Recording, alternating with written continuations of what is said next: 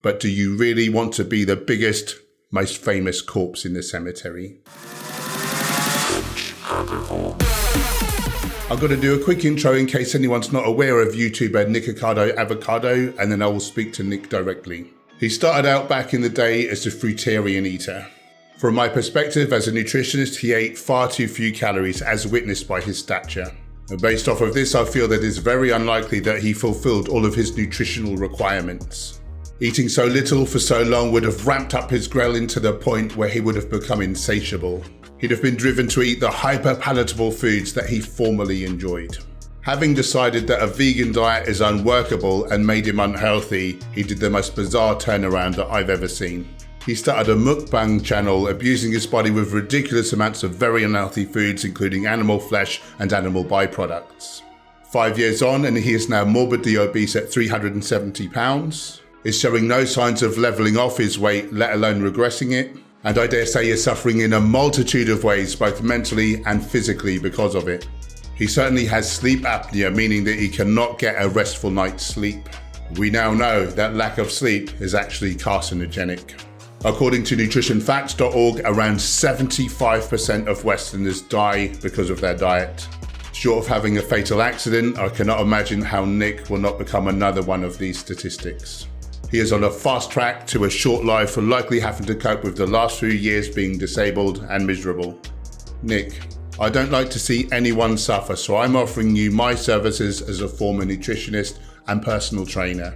I will come out of retirement to work with you and support you one-on-one as we reclaim your health and happiness together. My one proviso would be that if you're not already, you would also work concurrently with a counsellor to help negate your need to self-medicate with food. I would prescribe you a nutritionally balanced whole foods, plant-based diet of legumes, whole grains, fruits, vegetables, nuts, seeds, herbs and spices, along with a couple of supplements. We could also work with my partner Gemma, who is a plant-based chef and author, to design you delicious, hearty meals that you enjoy. All of the food would be very fibre and water-rich, meaning you could eat vast volumes and feel satisfied. I have tried every diet going in my 48 years on this planet, and I've got to tell you, a whole foods, plant-based diet for fat loss feels like you've discovered a cheat code. It's so efficacious. This diet is clinically proven to be the best at disease prevention, treatment, and actually can even reverse diseases in some situations. As well as the nutritional aspect, I would work with you to slowly incorporate some exercise again. We would start at a very low intensity that you could comfortably handle and then gradually raise the effort over time as you're able. We could have you feeling like new again in a relatively short space of time. Fit, energized, and above all, healthy. If you'd like to optimize your health, body shape, or performance with a vegan diet, then please check out my new online nutrition course. I've launched it at a low introductory price. It contains 14 videos, 2 cookbooks, and masses of downloadable and printable PDFs, including a complete nutrition chart for all ages and stages of life, so you can be sure that the whole family is thriving. Additionally, the hyperpalatable foods that you have been gorging yourself with will have downregulated your dopamine receptors. By eating this way, you will have a newfound love for the simple things in life, because anything that you can derive pleasure from is wired into the same dopamine pathway. I know that you're making a great living and have garnered a lot of fame for the way that you've been abusing yourself, so it's going to be difficult for you to want to change. But do you really want to be the biggest, most famous corpse in the cemetery? People like watching others gorge themselves. They fantasize about eating such massive amounts of food because they know that it makes you feel good temporarily. This way they can live vicariously and not risk the deadly consequences and detriment to their looks. But people also love a good health turnaround story. You would have the most inspiring before and after photos.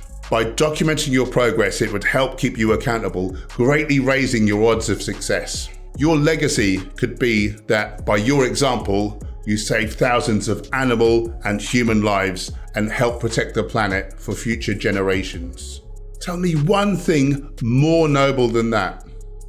Yeah, that's what I thought.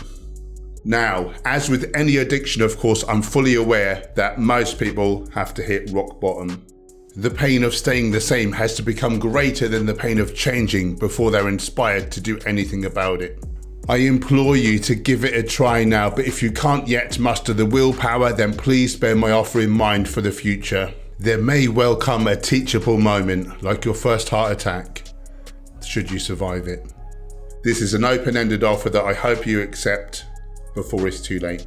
One last thing, because if I don't mention it, my vegan audience may well lynch me. I remember watching one of your vegan vlogs back in the day, and I saw how upset you got when you locked eyes with that cow who was in a truck on the way to slaughter. I believe that you really did make a connection and you saw the fear and pain in her eyes. Somehow you seem to have been able to block that out, but I'm asking you again to please consider the animal's perspective. If there's still a part of you that doesn't want animals to be in fear and agony for your food choices and you can't bring yourself to stop overeating just yet, then at least choose vegan versions of the foods that you're eating.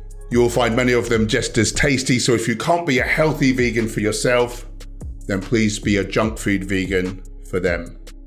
Now click this.